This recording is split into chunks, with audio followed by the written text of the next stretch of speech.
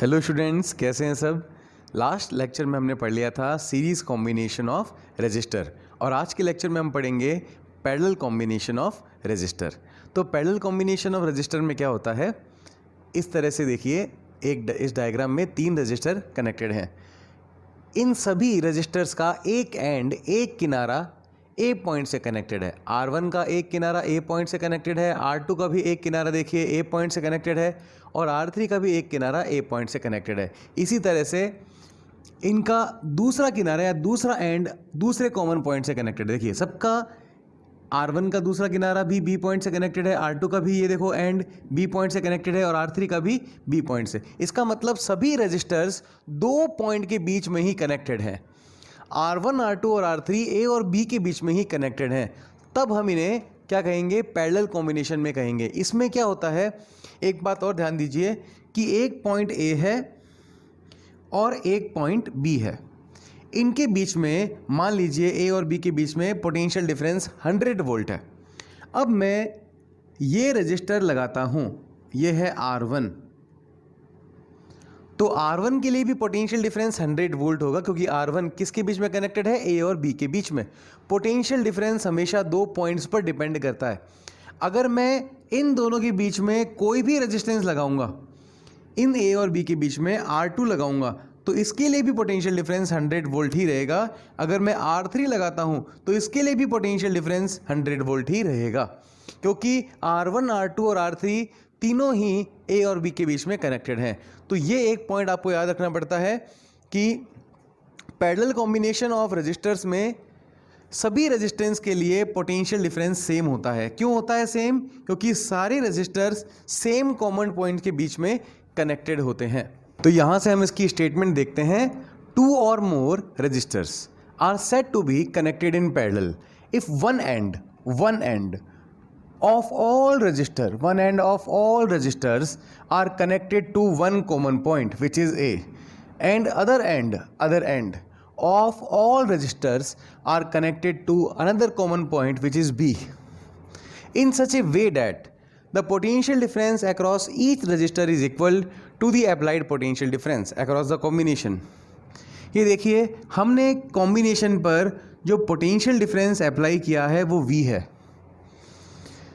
तो A और B के बीच में जो पोटेंशियल डिफरेंस है वो V है। तो R1 के लिए पोटेंशियल डिफरेंस कितना रहेगा, V। R2 के लिए भी कितना रहेगा, V। और R3 के लिए भी कितना रहेगा, V, क्योंकि तीनों सेम पॉइंट के बीच में कनेक्टेड है। तो ये आपको इतना कंसेप्ट क्लियर हुआ। ओके, तो ये चीज़ आपको समझनी ज़्यादा ज़रूरी है जो मैं आगे बताऊंगा। तो ये अभी तक का इस लेक्चर का मेन पॉइंट था। अब हम इसको सॉल्व करते हैं। तो देखिए, यहाँ से देखिए, जो करंट है ये कितने पार्ट में डिवाइड होती है, I1, I2 और I3 3 पार्ट्स में डिवाइड होती है। ये तीनों पार्ट करंट के आगे आते हैं, I1, I2 और I3, और वापस जुड़कर ये बन जाती है I। तो यहाँ पर हम लिख सकते हैं, from figure total current is I which is equal to I1 plus I2 plus I3। तो यहाँ पर मैं बोलूँगा कि ओम्स लॉ से क्या होता है, I equals to V by R, सबको पता है। यहाँ पर मैं वैल्यू पुट कर दूंगा, total current I is total potential difference upon में टोटल रेजिस्टेंस। I1 के लिए पोटेंशियल डिफरेंस I1 कहाँ से कहाँ फ्लो कर रही है, इस ब्रांच के लिए फ्लो हो रही है। तो इस ब्रांच के लिए पोटेंशियल डिफरेंस कितना है, V। सभी रेजिस्टेंस के लिए पोटेंशियल डिफरेंस V ही है। और इस ब्रांच के लिए रेजिस्टेंस कितना है, R1। तो I1 की वैल्यू हो जाएगी V बाय R1। अब I2 के बारे में बताइए। I2 की वैल्यू हो जाएगी यहाँ से यहाँ के बीच में पोटेंशियल डिफरेंस कितना, V। पोटेंशियल डिफरेंस सबके लिए V upon R2 plus I3 कितना हो जाएगा, सिमिलरली V अपॉन R3। तो यहाँ से देखिए, यहाँ से V आ जाएगा कॉमन और ये V इस V से कैंसिल आउट हो जाएगा। हमारे पास जो एक्सप्रेशन आएगा वो आएगा 1 upon R1 plus 1 upon R2 plus 1 upon R3। अगर हम बात करें N रजिस्टर्स पैरेलल कॉम्बिनेशन में कनेक्टेड हों, तो यहाँ पर हम लिखते हैं, if N resistors are connected in parallel. तो सेम यही रहेगा, अगर 4 कनेक्ट होंगे तो प्लस R4 आ जाएगा, और 5 कनेक्ट होंगे तो प्लस R5 आ जाएगा, और n कनेक्ट होंगे तो 1/R2 plus 1/R3 plus 1/R4 और ये आएगा dash dash dash dash 1/Rn। तो ये आ जाएंगे n resistance connected in parallel.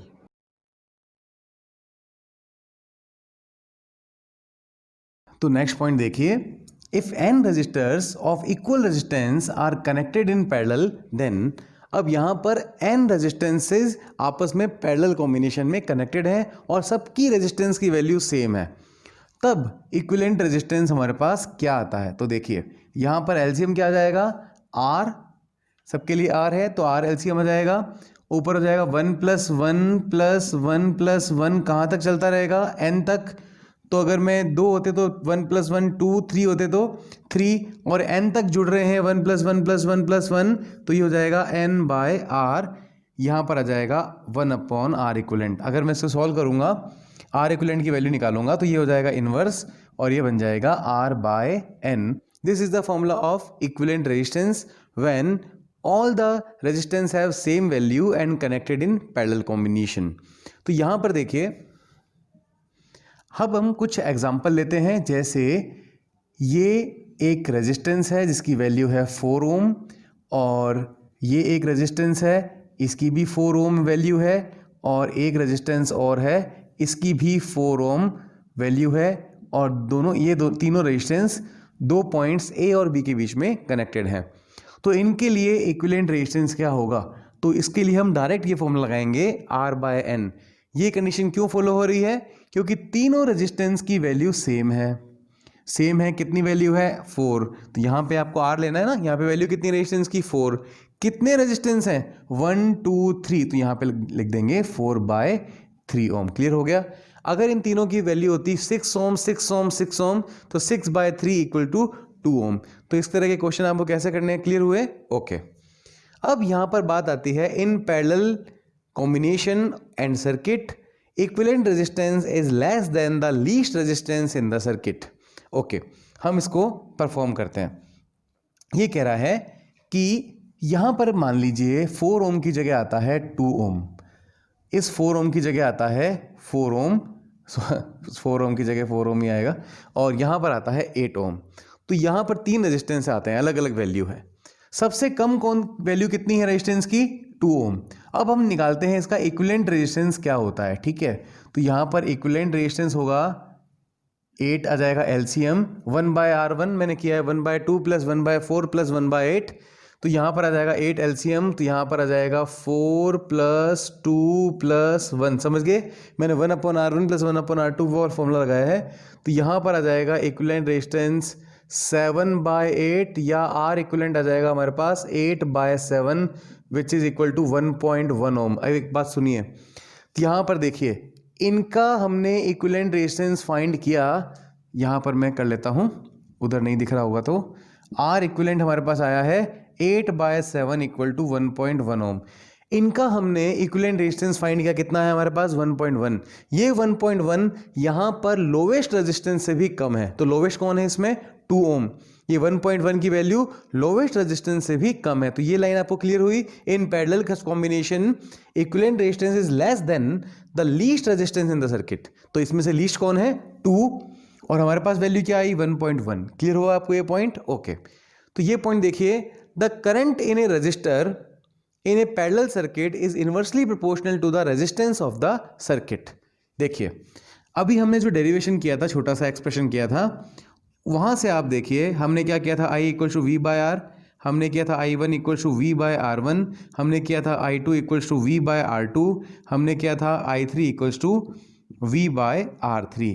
अब यहाँ पर देखिए सभी इक्वेशंस में कौन कांस्टेंट है, V कांस्टेंट है। V चेंज हो रहा है क्या, नहीं हो रहा है। और जो यहाँ से अगर हम कांस्टेंट को हटाते हैं तो प्रोपोर्शनल आता है।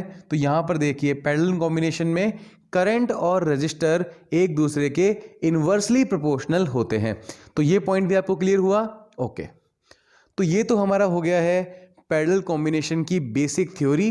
तो आपको समझ में आ गई होगी, अगर नहीं समझ में आई है तो कमेंट में पूछ सकते हो। अब इस पर जो हमें न्यूमेरिकल भी परफॉर्म करना है, तो कुछ न्यूमेरिकल जब मैं किरचॉफ लॉ इलेक्ट्रिक सर्किट में आऊँगा तब मैं आपको करवा दूंगा। इस पर नोडल पॉइंट्स जो होते हैं उन पर कुछ न्यूमेरिकल होते हैं। दूसरा, ये टॉपिक हमारे 10th क्लास में भी था। आपने 10th क्लास में इलेक्ट्रिसिटी चैप्टर पढ़ा होगा, चैप्टर नंबर 12 था आई थिंक वो। मैंने भी यहाँ पर 10th की जो अलग से वीडियो सीरीज चलती है फिजिक्स की, उसको मैंने करवा रखा है।